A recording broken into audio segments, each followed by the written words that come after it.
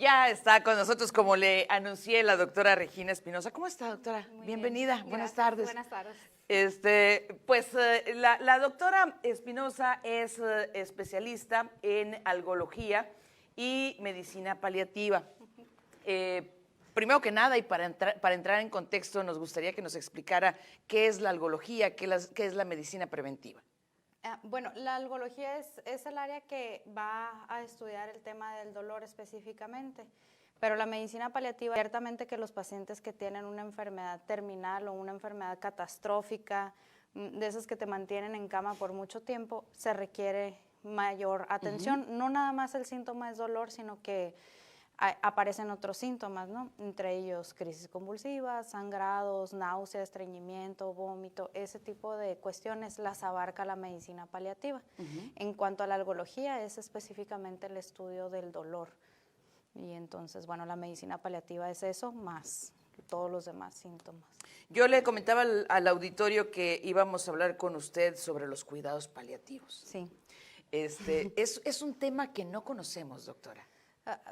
Pues ciertamente no hasta que lo necesitamos, y a veces termina uno conociéndolo o haciéndose experto. Casi todas las personas con las que yo trabajo me platican, cuando mi mamá o mi papá enfermaron, o mi hermano, o un amigo, o mi pareja, tal vez mi esposo, tuvimos que hacer estas cosas, ¿no?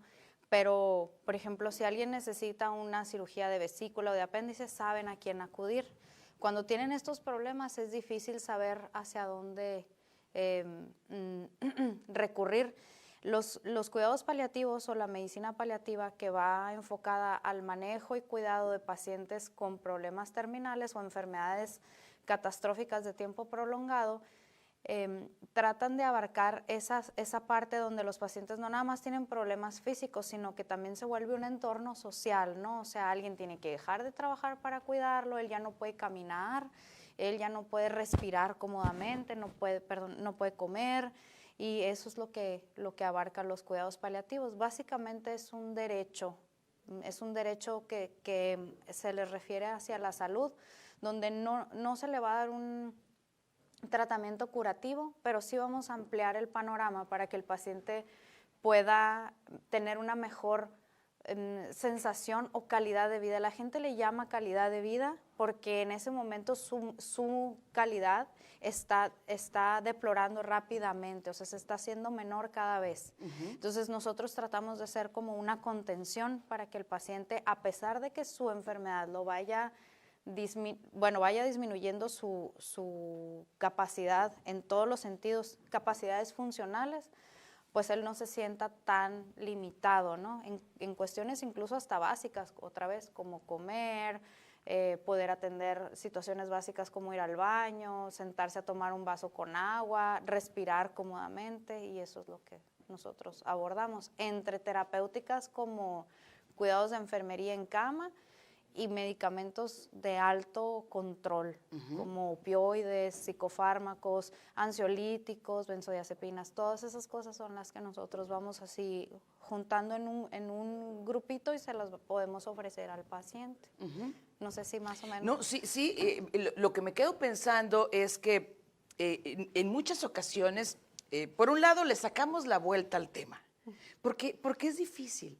Estamos enfrentándonos ante una situación desconocida, para empezar, que no sabemos cómo actuar, que tanto el paciente como la persona que cuida pues está enfrentando una nueva realidad donde probablemente se esté pensando en una despedida final.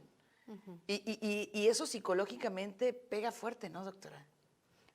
Sí, bueno, en el tema emocional y psicológico también tiene sus implicaciones, y hay un área de psicooncología, tanatología, donde se puede meter en el mundo de los cuidados paliativos, y entonces eso se puede detectar, pero algo que a mí me parece que puede ser como el punto crucial por el cual todos le sacamos la vuelta, todos, incluso el área médica. El área médica en el mundo occidental se nos enseñó mucho a curar. Si no vas a curar, hazte para allá, ¿no? Entonces, hay pacientes que no van a ser curados, o más bien incluso las enfermedades que antes eran consideradas como mortales están perdurando todavía más tiempo, y tú ves al paciente cómo va deteriorándose, y eso cuando es tu familiar, pues debe ser, es más catastrófico. Si uno como médico lo ves cada consulta peor y te pega, te vas sintiendo incluso hasta limitado para poderle ayudar, sacarlo, curarlo. Siendo tu familiar, pues debe de ser devastador, ¿no? Ver a tu mamá cómo se va, ver a tu abuela, ver a tu marido, a tu esposa que está cada vez más delgada, cada vez come menos. Son cosas que le preocupan mucho a los familiares. Ya no puede comer, ¿qué hago? De ese tipo de cuidados son los que nosotros les podemos dar cierta asesoría, ¿no?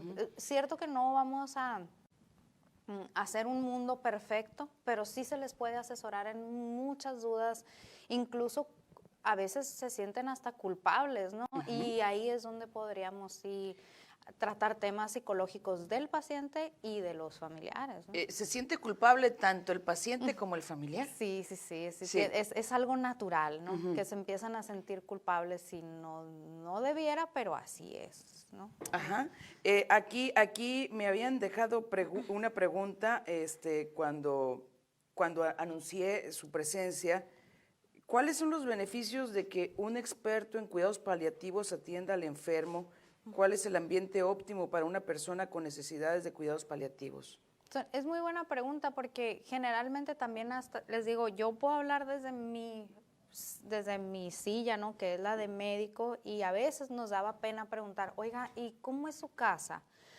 Si quiere estar en casa todo el tiempo, o si ya no quiere ir al hospital, ¿cómo vive? O sea, hay posibilidades de entrar a su cuarto, se puede meter ahí un aparato de oxígeno, que es como un estéreo de los viejos, para sentarnos ahí en perspectiva. Antes nos daba hasta pena, yo ya hasta les pregunto, ¿no? Para que ellos puedan tener una idea.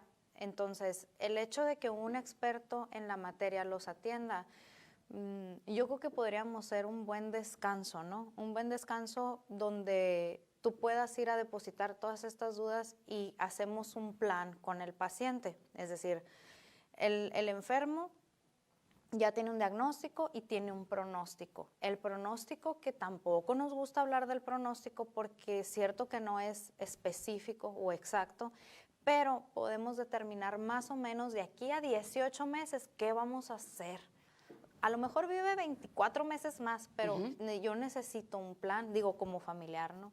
Necesito un plan para saber si voy a seguir trabajando, si él se va a ahogar, si él va a poder tragar, si él va a poder tomar líquidos. Ese plan es el que nosotros les podríamos ir presentando conforme el paciente vaya teniendo disfunciones.